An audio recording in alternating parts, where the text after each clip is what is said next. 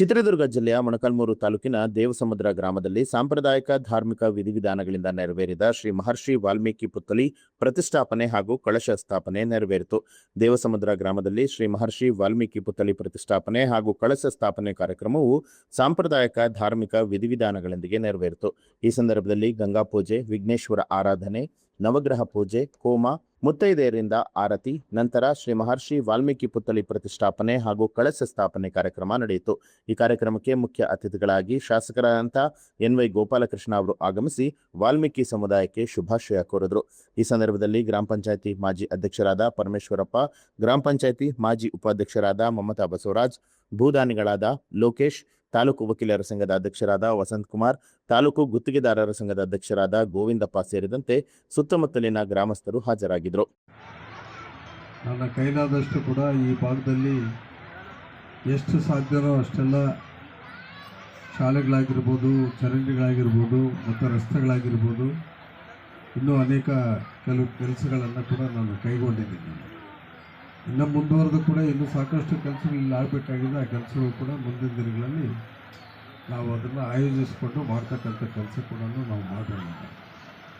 ಈಗಾಗಲೇ ಭಾಳ ಜನ ಹೊರಗಡೆಯವರು, ಬೇರೆ ನಾಯಕನಹಟ್ಟಿ ಮತ್ತು ತಾಲೂಕು ಭಾಗದವರು ಬಂದಿರತಕ್ಕಂಥ ದುಡ್ಡನ್ನೆಲ್ಲ ಮೊಳಕಾಲ್ಮೂರು ತಾಲೂಕು, ಯಾಕಂದರೆ ಎಲ್ಲರಿಗೂ ಎಲ್ಲಿ blood is thicker than water ಅಂತೇಳಿ ಇಂಗ್ಲೀಷ್ನಲ್ಲಿ ಒಂದು ಗಾದೆ, ರಕ್ತ ಎಲ್ಲಿರುತ್ತೋ ಅಲ್ಲಿ ಅದುವಾಗಿರುತ್ತೆ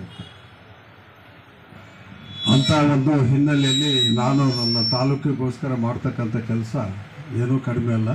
ಹಾಗಂತೇಳಿ ಯಾವ ಹೋಬಳಿ ಮಟ್ಟದಲ್ಲಿರ್ತಕ್ಕಂಥ ಊರುಗಳು ನಾನು ಎಲ್ಲಿನೂ ಕಡಿಮೆ ಮಾಡಿಲ್ಲ.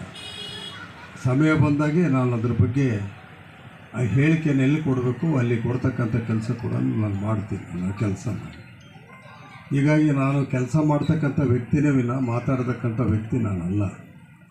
ಹೀಗಾಗಿ ಎಲ್ಲ ಜನಗಳು ಕೂಡ ಈ ಊರು ಬೇಡ ಅಂದರೆ ಇನ್ನೊಂದೂರಿಗೆ ಕರ್ಕೊಂಡೋಗಿ MLA ಮಾಡಿರೋ ಉದಾಹರಣೆಗಳಿದ್ದಾವೆ.